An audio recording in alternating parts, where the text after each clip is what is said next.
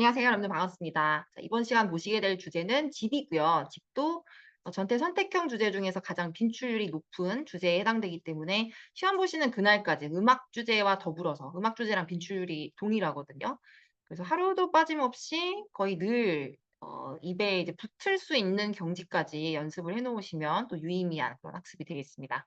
자, 집 같은 경우는 또 이제 기출이 숫자가 이제 보시면 알겠지만 다른 주제에 비해서 쪼끔 많은 편이에요. 그래서 실제로 다 출제되는 기출들이기 때문에 어떤 유형에 대해서 집이라는 주제에 한해서는 어떻게 출제가 되는지 그 유형들을 잘 면밀히 볼 수 있도록 하시고요.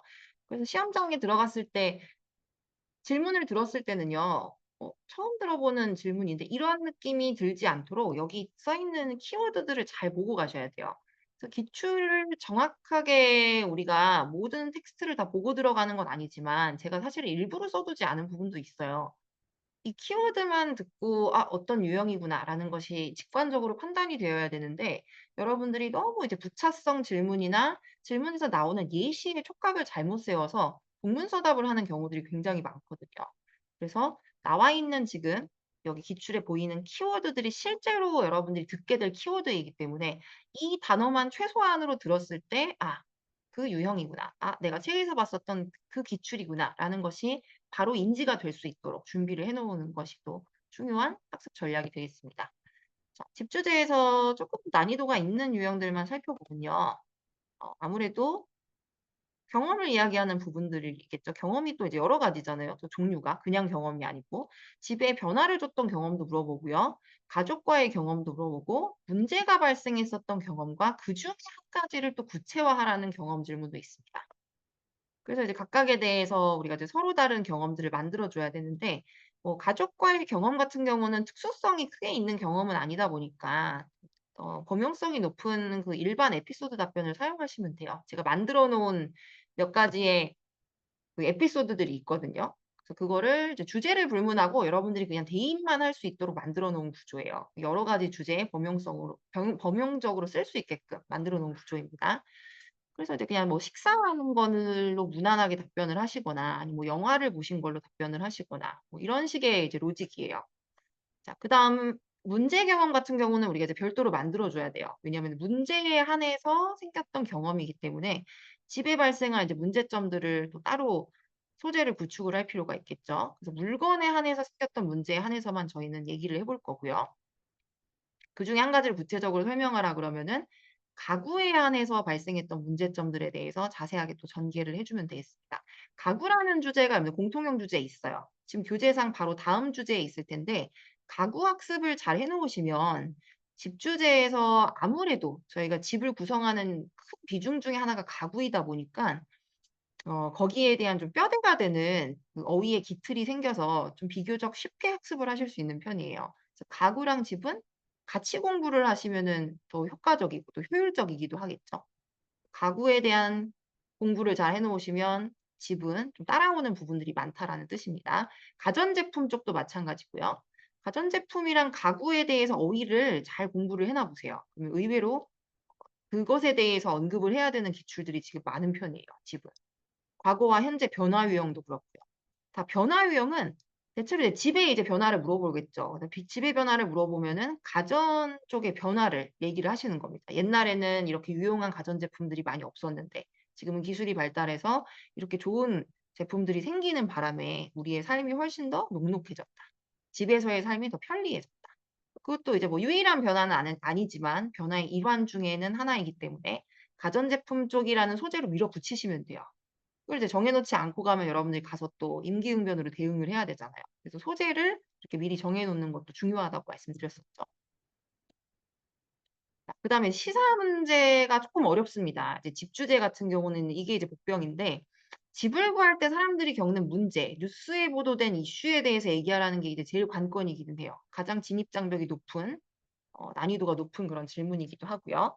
실제로 이슈랑 뉴스라는 단어가 언급이 되면서 major problem 그다음에 rent a home 뭐 이런 표현들이 이제 언급이 될 거예요, 질문 속에서. 그러면 인제 우리나라는 다들 아시겠지만 이제 집값이 상대적으로 쪼끔 글로벌한 관점에서 봤을 때 높은 편이기도 하고 그리고 이제 수요에 비해서 공급이 좀 적은 편에 속하기 때문에 우리나라 사람들은 이렇게 집을 사실 구하기가 상대적으로 쉽지 않은 현실을 많이 이제 부딪히고 있는 편이죠. 거기에 대해서 또 설명을 적극적으로 해볼 예정이고요. 소재가 또 시사성이 짙다 보니까 특히나 이제 시사 용어에 대해서 여러분들 주안점을 두고 잘 학습을 해주시는 게 좋습니다. 15번 같은 경우는 문제 자체가 워낙 시사적으로 많이 물어보기 때문에 문장의 완성을 떠나서 어휘 자체가 아예 구축이 안 돼서 대답을 못하고 나오시는 분들이 상당수 계세요. 그래서 문장의 문제가 아니라는 거예요. 15번은 반드시 시사 용어 위주로 중량감이 높은 이런 정확한 어휘를 가지고 이 시장의 문제에 대해서 설명할 수 있도록 잘 대비를 해주시면 되겠습니다. 자, 그러면 아까 말씀드렸던 조금 난이도가 있는 그 변화에 대해서 이야기하는 답변을 한번 보실까요? 그중에서도 집의 변화를 준 경험이라든지 어릴 때 집과 지금 집의 이제 차이라든지 그리고 14번에 출제되는 또 가전제품이 가사노동에 가져온 변화라든지 그래서 이것들을 또 공통적으로 이야기해 볼 수 있을 만한 소재가 이제 가전제품의 변화라는 것이에요. 그래서 각각의 가전제품의 용도를 설명할 수 있게끔 미리 가전제품을 이런 식으로 좀 정해 보시고요. 실제로 이걸 써보신 분들은 뭐 그대로 얘기하셔도 문제는 없습니다. 우리가 뭐 거짓말을 하는 건 아니잖아요. 식기세척기가 있으면은 뭐 있다고 하시고 그거의 이점을 설명하시는 거예요. 에어프라이어도. 건조기도 마찬가지고요. 없으면 다른 이제 가전제품으로 대체해서 여러분들이 설명할 수 있는 걸로 교체하시면 되죠. 그리고 이제 가전제품의 공통적인 특징을 이야기하실 때는 이 답변을 좀 잘 참고를 해 주셔야 되는데 결국에는 모든 가전제품들이 갖고 있는 장점들은 뭐냐? 편리성이에요. 그 편리성에 대해서 디테일한 설명을 할 수 있게끔 표현들을 또 다채롭게 잘 봐 주세요. 여기 보면 뭐 게임 체인저 이런 단어 있잖아요. 게임 체인저. 현대인들이 되게 많이 쓰는 표현이에요. 획기적인, 대박템 뭐 이런 걸 얘기할 때요. 그다음에 saves a lot of time and hassle. 모든 가전제품들이 사실 사람의 편의를 위해서 만들어졌기 때문에 시간과 hassle이라는 거는 이제 귀찮은 것이라는 뜻인데 이런 것들을 절감해 준다라는 또 좋은 이점들이 있죠. 그래서 이제 전반적인 가전제품의 이점을 설명하기 위한 이런 단어들을 잘 봐두시면은 좋을 것 같습니다. 그다음에 집에서 생겼던 문제점은 뭐 이제 누구나 거의 통상적으로 한 번씩은 겪을 법한 그런 다양한 문제점들로 소재를 좀 채워봤어요. 예를 들어 뭐 배관 문제, 막히고 이런 문제들 있잖아요. 그다음에 정전 문제, 전기 나가는 거, 그다음에 인터넷 끊기는 문제. 그다음에 이제 가구 문제 같은 경우는 이것의 이제 후속 문항이 그중에 하나를 골라서 구체적으로 설명해 보라는 기출이 나오는 경우가 있기 때문에 거기에 대비해서 미리 언급을 해 두는 방향으로 설정을 해둔 겁니다. 그래서 문제와 해결책 이런 식으로 전개가 되어 있거든요. 각각 문제와 그다음에 각각에 대한 해결책. 보통은 이제 문제가 생기면은 사람을 우리가 많이 부르는 편이죠. 사람 부른다라는 의미의 call up a person, 사람을 불렀다. 아니 뭐 서비스 센터에 맡겼다. 이런 식의 표현들을 또 잘 봐두시고요.